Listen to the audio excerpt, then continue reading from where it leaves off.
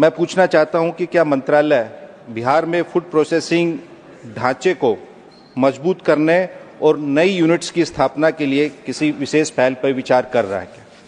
बिहार के किसानों और राज्य को लगभग 4500 करोड़ का नुकसान होता है, जैसे कि पपीता का लगभग 30 से 50%, पपीता उत्पादन का, केला उत्पादन का 25%, 65 लाख टन दूध उत्पादन के बावजूद केवल 12 से 13% ही प्रोसेस हो पाता है और बिहार में लगभग 120 कोल्ड स्टोरेजेस बंद पड़े हैं। सर,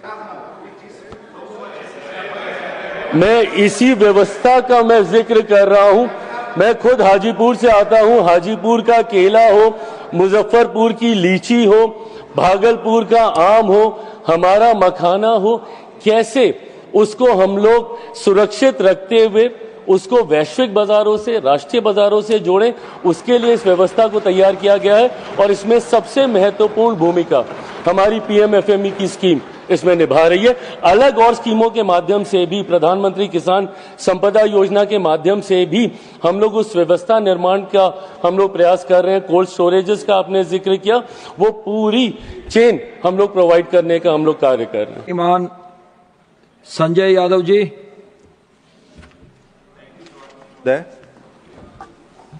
सर, मेरा पूरक है, फूड प्रोसेसिंग सुविधाओं की कमी के कारण बिहार के किसानों और राज्य को लगभग 4500 करोड़ का नुकसान होता है, जैसे कि पपीता का लगभग 30 से 50%, पपीता उत्पादन का, केला उत्पादन का 25%, 65 लाख टन दूध उत्पादन के बावजूद केवल 12 से 13% ही प्रोसेस हो पाता है और बिहार में लगभग 120 कोल्ड स्टोरेजेस बंद पड़े हैं। सर, मैं पूछना चाहता हूं कि क्या मंत्रालय बिहार में फूड प्रोसेसिंग ढांचे को मजबूत करने और नई यूनिट्स की स्थापना के लिए किसी विशेष पहल पर विचार कर रहा है क्या? Thank you. Honourable minister. Chairman साहब, चाहे ये जो क्वेश्चन है से नहीं जुड़ा हुआ, पर मैं इसका जवाब जरूर देना चाहूंगा मेरे माननीय एमपी साहब, क्योंकि ये हमारी जो स्कीम है, खास तौर पे PMKSY, ये बिल्कुल ठीक है आपकी बात भी। बहुत ज्यादा नुकसान ये मिनिस्ट्री इसलिए बनाई गई और हमारे मंत्री जी पासवान साहब बैठे हैं जो खुद बिहार से आते हैं और बहुत ध्यान रखते हैं। अभी मखाना बोर्ड इन्होंने वहां पे बना के लेके गए हैं, मैं उसकी मुबारकबाद भी बिहार को और मंत्री जी को दूंगा। तो इसे खास तौर पे ये होती हैं चीजें, क्योंकि जो किसान है उसने ये हर चीज, चाहे फ्रूट है, चाहे फल है, सब्जी कोई लगा ली, तो उसको प्रॉपर टाइम पे वो कैसे खराब ना हो, उसको आपने पपीता की बात की, उसके लिए कोल्ड चेन प्रॉपर किस तरीके से, खास तौर पे जो आपने कहा है, चाहे वो डेयरी हो, फ्रूट्स हो, वेजिटेबल्स हो, मरीन प्रोडक्ट्स भी हो, उसके बारे में ये बिहार तो जो इस चीज में जो मैं स्कीम को बता रहा हूं, नंबर 1 रैंकिंग है इसकी इंडिया में टर्म्स ऑफ लोन अप्रूव्ड। तो आप कोई भी ऐसी चीज जो आपने मुझे आपने बताई है और मंत्री से कोई भी स्पेशल आप इस बारे में जैसे कहा है भी कोई कमी नहीं है। हम इसको 5 करोड़ से 10 करोड़ तक यहां से जो है ग्रांट इन एड दी जाती है। आप अगर मंत्री जी बात करना चाहते हैं। डॉक्टर फोक्सिया खान जी। या मिनिस्टर। सर, मैं आपके माध्यम से माननीय सदस्य को ये बताना चाहता हूं कि जिस योजना की चर्चा हम लोग कर रहे हैं, पीएमएफएमई स्कीम, उसका सबसे ज्यादा लाभ बिहार राज्य को ही मिला है। सबसे ज्यादा बेनिफिशरीज इस योजना के बिहार राज्य को ही मिले हैं। इस योजना में, जैसा एमओएस साहब भी इसका जिक्र कर रहे थे, कि छोटे उद्यमियों को एक व्यवसाय स्थापित करने का व्यवस्था इसमें हम लोग प्रोवाइड करने का प्रयास करते हैं।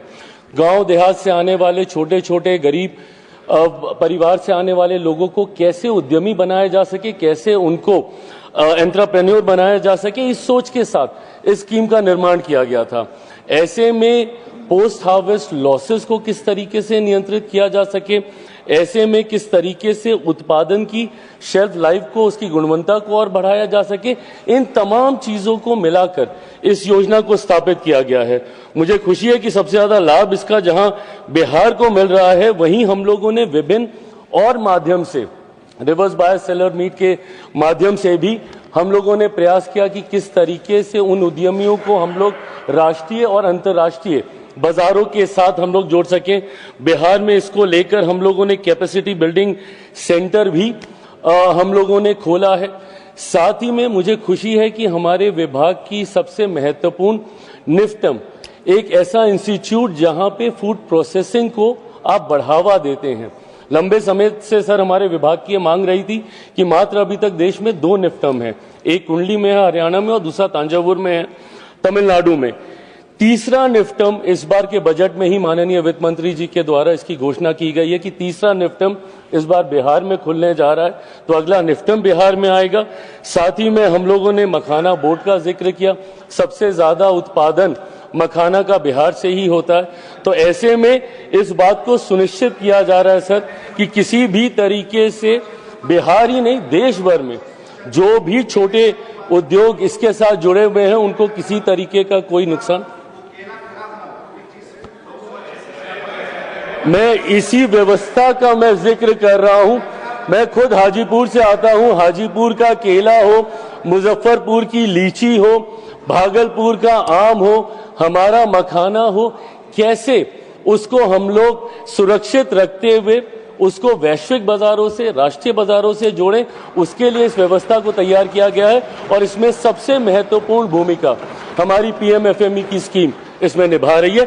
अलग और स्कीमों के माध्यम से भी, प्रधानमंत्री किसान संपदा योजना के माध्यम से भी हम लोग उस व्यवस्था निर्माण का हम लोग प्रयास कर रहे हैं। कोल्ड स्टोरेजेस का आपने जिक्र किया, वो पूरी चेन हम लोग प्रोवाइड करने का हम लोग कार्य कर रहे हैं। Thank you sir.